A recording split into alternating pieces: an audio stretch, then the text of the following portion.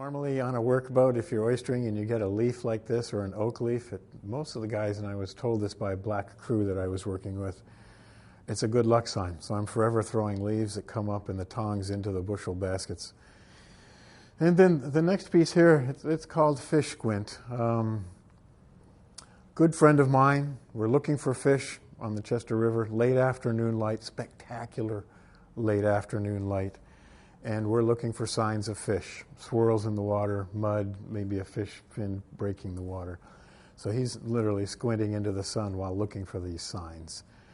And you can tell just by the angle of the light and the clouds, just a beautiful late afternoon, which is one of my favorite times to shoot. But when I'm on the water with these guys, I'm on the water for the whole duration. So it's the full arc of the sun. It's not that great morning light and just that great afternoon light. Because of that, I spent so much time with them through the day, I can't just sit there and take pictures. So I started asking questions. They started telling me about what they do. They started telling me about the laws and the pressures and regulations. And I started advocating for them in newspapers and the legislature. And it became more than just a moment to take pictures. This is the gentleman in the previous painting. Son, Sam, we're out at Love Point. It can be very rough out there because the tide's against the wind at times.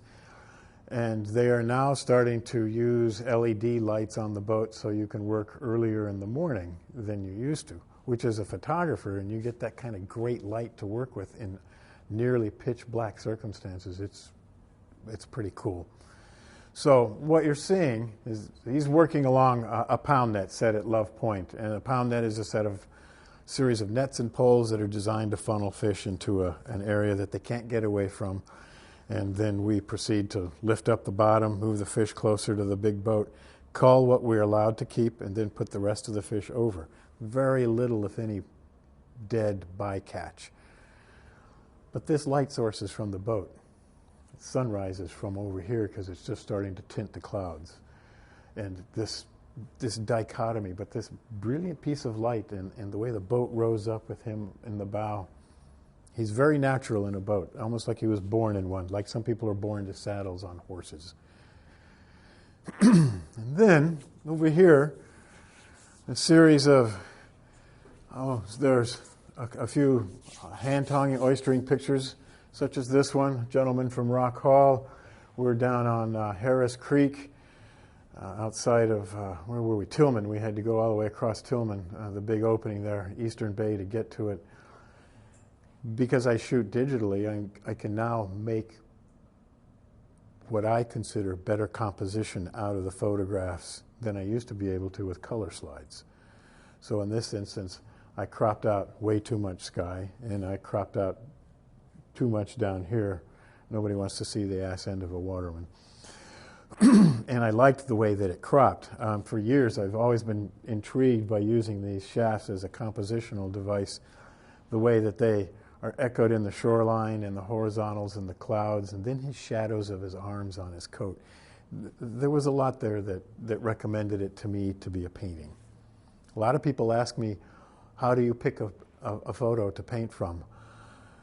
And I will go through hundreds of pictures just looking for one to paint, and I like that one, I'll write it down. I like that one, I'll write the number down. I'll go back and I go, no, until something just clicks. And it doesn't make any sense sometimes until I'm actually diving into it and working. Now this is Tide Against Wind. It is out at Betterton, and the wind is out of the northwest, so it's just rolling right into that shoreline. And there's no net on these poles as there were on that one there, because they haven't hung it yet. That's coming up. But for me as an artist, to be able to shoot this type of very active water in large waves against the verticals of the poles without any net on, and I hate painting net. It just was a great opportunity to shoot things. And I could use these to emphasize this aspect in the water. And I love painting water. Almost all of these are excuses to paint water. Now, back to hand-tonguing for oysters. If you're working in the mud, it's pretty filthy, but you wake up crabs, and a crab will come up in the hand tongs. And every now and then, if the light's just right, you get this translucence in their shells. And again, I cropped this just for all the verticals and for this wonderful shape in it. And the title is Caught Napping, because he was sleeping in the mud. They don't come out of the mud until late March, early April. And this piece here, cloudy with a chance of oysters. Not a spectacularly beautiful day or sky, but I really liked the element of the hand tongs against the sky. It's just, and I had been doing very complicated paintings, and I carried this one, I always carry paintings in the back of my head for a long time. And I realized this could be a very simple piece for me just to work my way through, which it wasn't. They never are. But I picked it because I just wanted to use bigger shapes and things. But it works. It works really well. This is Tyrone Meredith, a good friend of mine. My first introduction into the black demographic of watermen. And there have been black watermen on the Chesapeake for years and years and years and years. And I've been on his head boat, which he inherited from his father, and he worked on for years. His whole family worked on the boat. I'm actually the only white man listed on the crew manifest. And in the winter, he goes oystering. So I get to go along and oyster with him. And I cull. I just don't sit on the boat and take pictures and tell jokes. I work. So if he's oystering by himself, I cull for him. If he has a color, and I've painted his colors several times, I work alongside them. And this day, in reality, what he's doing is watching other boats. Because you're always watching other boats if you're working with them around you. Just see how they're doing. Maybe you could swing over, or if they're going to swing over on top of you, and you're doing well because they're watching you. But out of context, that look to the horizon, that something's coming, and that's the title, Storm Coming. So it's also a picture that I first showed him. He said, "Don't paint that." And I said, "Why, man? Just look at that." And he goes, "I know." I said, "But I have to paint this. This is the only painting in this whole show, because this whole show was completed before COVID-19 broke out. So all of these pieces don't have any context in them in relationship to the pandemic. Their context is the men at work and the conditions, the weather, the light, and things that I get to see and enjoy and bring home with me in my pictures.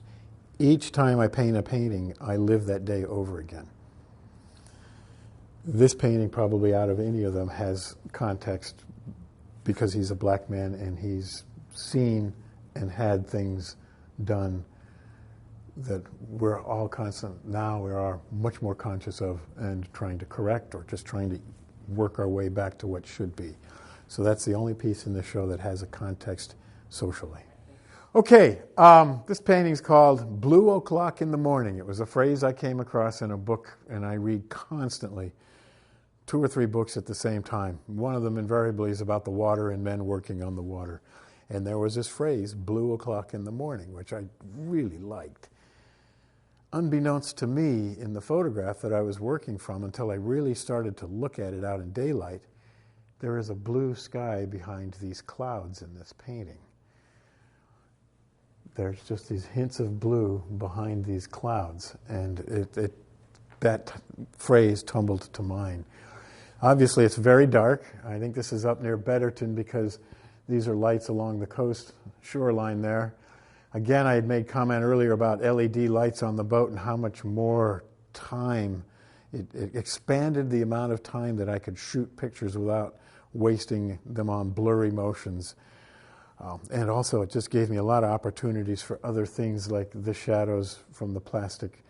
This is actually a huge bin. It's about this big by this. We were fishing for bait fish at the time. Bait fish, the only way you can make money on bait fish is if you catch tons of it. And these guys catch tons of it. So what he's doing is securing the top line of this net to the boat, so when it comes time to use this dipper and dip the fish out onto the cull board, very ingenious people. The cull board's on wheels. It has these slots that you can open, and if you're really, they call it finer than dog's hair. If it's nothing but the fish that you're looking for to catch, you just open these chutes and then just start. And I stand in there, and sometimes you're up to your hips in fish. God, Jimmy Klein years ago, I said, "What's that feel like?" And he said, "It's like a Swedish massage," he said. They're all moving all around you.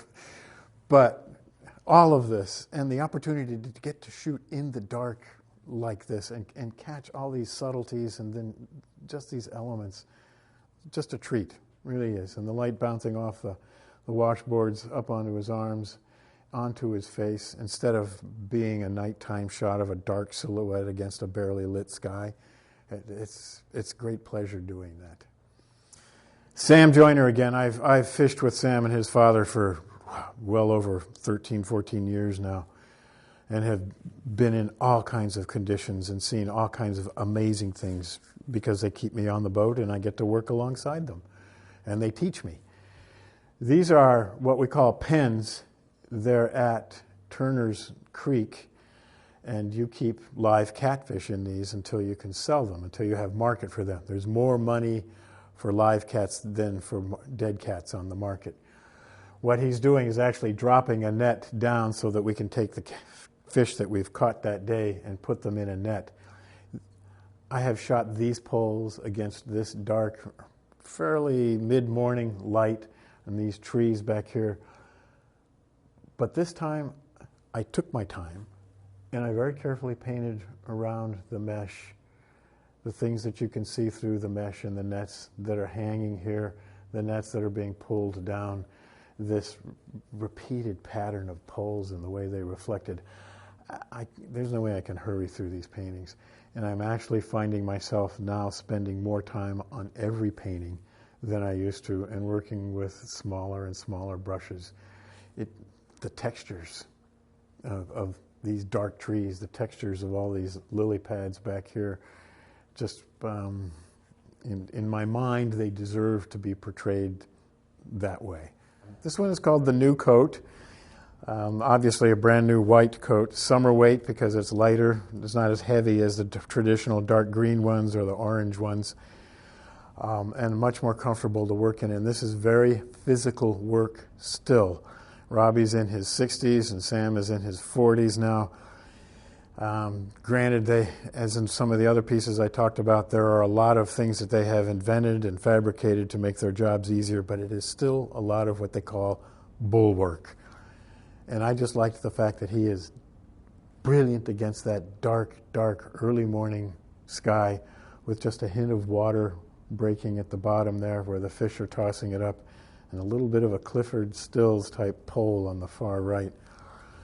Did you hear that the museum in Baltimore is selling a Clifford Still? Okay, and now this one. Let's see, what is this? Always a hand for the boat, which is, if you don't want to fall over, you should always have a hand for the boat, which is what he has there. Again, early morning, you can barely see some poles and a little bit of net in the background, but it has this very Renaissance-like chiaroscuro effect that just appeals to me so much. And over the years before they started using these lights, it was a very hard photograph to get without blurs, very hard photograph to get with enough detail for me. And now it's just this whole new rich 2 hours, maybe 3 hours before the light comes up to where you can shoot unaided. And you get all these wonderful effects of light coming through net, bouncing back off in here up onto his face. Yeah, it's a treat. I enjoy it. Okay. The title of this is Our Backs, Your Crabs. It's a family, Moore family, Mike, Jack, Mike, nephew, and another nephew, and they crab together in the summer. And it's not often that you have a boat with that many family members and multi-generational on a boat working together. And they do, and they've done it for years, and they work together very well. And I have a lot of really nice near portrait-like pictures of them where they're standing. This picture I carried around in my head for a long time because it is back-breaking work. You are bent over all the time, as witnessed by his back brace on Jack there. It's just men at work, a family at work. These 3 pictures are all from the same day. And we were ghost potting, which is dredging for derelict and abandoned crab pots in the upper bay. Somebody thinks that they're still trapping crabs and fish and killing them. The numbers of pots, and we pulled up several thousand that actually had dead crabs or dead fish in them, were 10 or 15. So most watermen will tell you if the animal can get in there, he can turn right around and come right back out, which is pretty the way it goes. So this day we left Rock Hall to go all the way up to just next to Hart Miller Island. We left every morning about 4 o'clock for the 2-hour ride to get up there. We knew it was going to be rough because we had following seas. We worked for a little bit. We told the people organizing it, are you going to dock us if we leave early? Because this wind is coming more southerly, which is going to blow straight up the bay at us when we go home. And they said, yeah, we'll dock you. And basically at 10 o'clock, we turned around and came home into the teeth of this for 2 hours. And this. It was seriously a very brutal day coming home, but we all stayed together. This boat here, his wife was paid to crew on the boat that day. She's taking video of us with her cell phone, pounding through stuff like this in a much bigger boat. And then the next thing you know, the camera's flying through the air. You can hear Crash, who's running the boat, laughing. He said, I told you to look out. They had hit this wave and just wiped her right out just took her right off her feet. So he sends it to everybody, so the whole boat's all around her laughing at this. But that's what we're going through. This boat, just as small as this one, had a very small pump in it and couldn't keep up with the waves coming over the bow. It barely kept up with as much water as it was shipping. And he is in the swale down between the 2 waves just off of Swan Point, just north of Rock Hall. And a lot of pictures I took of him doing this. His last name is Plummer, and the title for the painting is Better Call a Plumber. He was met at the dock by several watermen and had ditch pumps and pumped him out. Just as I shoot on so many different levels. I shoot to document. I shoot what inspires me. I shoot unconsciously what is inspiring the mirror and not the roof of the brain. And I also shoot for telling stories. And this day was a storyteller. So here we are, Shouting at the Wind. That's the title for the painting and this year's show. This is a very close friend of mine.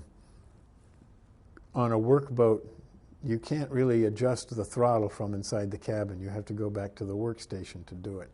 So we're pitching and rolling and just plowing through huge waves. He's soaking wet. And I got this picture back, and it was like, there's just a hint of a smile. And I don't know whether he was smiling for the camera or just because he was just enjoying being out there and yelling. So that's Wayne Wilson, a good friend of mine. This is Jeff Baker, another good friend of mine, huge human being. And he comes to every show with his wife. And several years ago, somebody had bought a painting of him and recognized him in the painting and had him sign the back of the painting, which as a waterman, that type of recognition from somebody outside of your culture and your comfort zone, he still talks about it. And this was years ago. So he's feeling for oysters, and he's also moving the boat around, because once they're on the bottom and he's gripped the oysters or whatever he's got, you can move the boat around so you can actually fluff up your grab to pull it up. So that's what he's doing right there. Then, this one, King's Tide. King's Tide is a tide that usually involves wind against tide, and the sun is coming up at the same time that the full moon is up. So you have a lot of gravity, you have a lot of things playing to exaggerate the effects of the water. So they are now hanging net that were the set of poles that we had talked about in the earlier painting. And it was an incredibly, exceptionally rough day. I sat in the big boat and shot pictures of them going up and down and rolling but never falling out of the boat, never stumbling in the boat, just sure of their feet and working the net. Sometimes you don't have a choice. Sometimes you can't say, well, I'll come back tomorrow when the weather's better. The fish are there. It's time to hang the net, so you have to do it. If you came back tomorrow, the weather might have changed and the fish might have moved on. So really, there's a lot of things that are beyond their choices. Catch makes the difference. So, same day, what is this called? Rough work. Rough work. You can see the wave breaking against the boat, the shadow of the water. The bow is up against the horizontal, and the texture of the water and the way that it's reflecting that blue sky against those orange oilskins, and the fact that he's focused. He's tying knots. He's hanging net. It's as if he was born on a boat. Some people, he's just very natural on the boat. And it is the same gentleman in this painting here. This is at Love Point at 4 o'clock in the morning. I think 4:30 is the title. 4:30 a.m. Again, this digital LED light that they're working with just lit up the water with the fish in it, lit up the net, and him against that really stark background. It drives me nuts. I shoot so many pictures of this stuff.